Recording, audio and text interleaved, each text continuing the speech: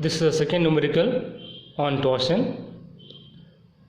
A solid circular shaft has to transmit a power of 1000 kilowatt at 120 rpm. He has given the power and the speed of the shaft. Find the diameter of the shaft if the shear stress of the material must not exceed 80 megapascal or Newton per mm square. So this is the allowable shear strength of the material of the shaft. The maximum torque is 1.2 times of its mean. Maximum torque is 1.25 times of its mean value. What percentage of saving in material would be obtained if the shaft is replaced by a hollow shaft whose internal diameter is 0.6 times its external diameter?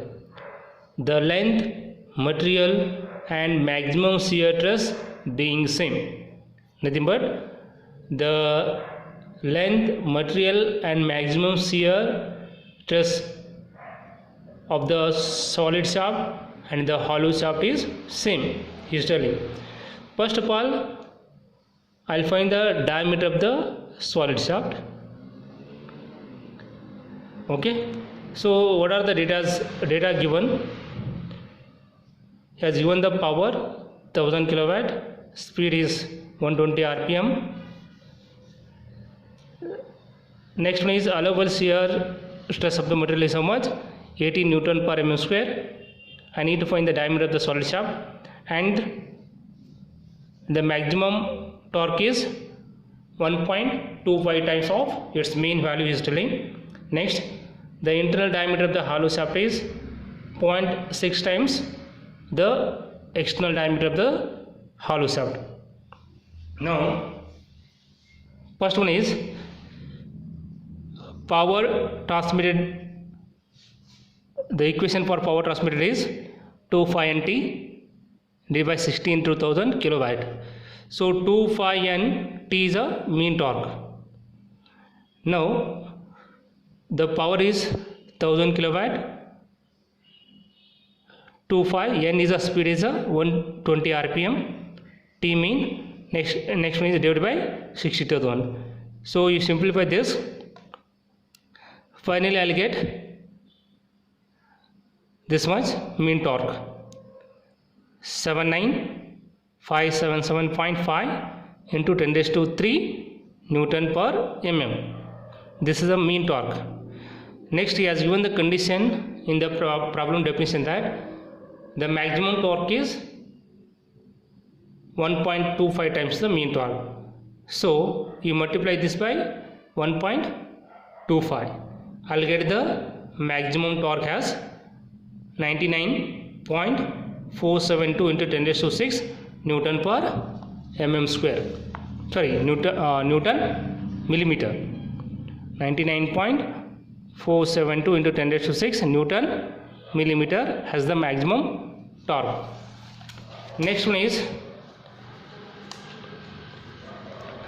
I know the shear stress, I know the torque, so I can able to use these two equations according to the strength criteria to find the value of the diameter d. Here T is equal to tau Jp by R. Jp by R is a Zp. So Zp into tau. After simplification of this one, I'll get the diameter of the solid shaft as 185 millimeter. So this is the diameter of the solid shaft. Next, I need to find the internal and external diameters of the hollow circular shaft. He has given the condition that has both shafts being made up of same material and transmit the same power with same speed. If both the shafts are made up of same material and they are capable of transmitting the same power at the same speed, then the torque transmitted should be same for the solid shaft as well as hollow shaft. So I am equating the torque transmitted by the hollow shaft is equal to torque transmitted by the solid shaft. Now Ts I know the formula for this, and Ts I know the formula for this. Then shear stress is same. The allowable shear strength of both the shaft is same, so both will get cancelled, and 5 by 16 on both sides will get cancelled. Finally I'll get this one. So D I know, D is how much? 185. Next he has given the internal diameter is 0.6 times the external diameter. So after simplification of this one, finally I get the outer diameter of the hollow shaft as 193.76 millimeter. Next one is inner diameter of the hollow shaft is 116.26 millimeter, because di is equal to 0.6 times the external diameter, that is d naught. So these are the internal and external diameters of the hollow shaft. Next, if the solid shaft is replaced by the hollow shaft, what will be the material, what is the percentage of material we can able to save if the solid is replaced by a hollow one? So we know the weight is equal to what? Volume into weight density of the material. If the material of the hollow one and the solid shaft are same, then the weight density will be same for both the shaft. Now weight of the solid shaft is equal to what? Volume into weight density. Volume is what? 5 by 4 d square into ls. This is the volume. Next one is this is a ws is the weight density of the material. Similarly for hollow shaft, the weight of the hollow shaft is 5 by 4 d naught raised to 2 minus of di square lh into wh. This is the area. Next lh is the length. So I'll get volume into wh. Wh is the weight density of the hollow shaft. Since both the materials, since the material is same for both the shaft, ws will be equal to wh. Next one is the length is also same, ls is equal to lh.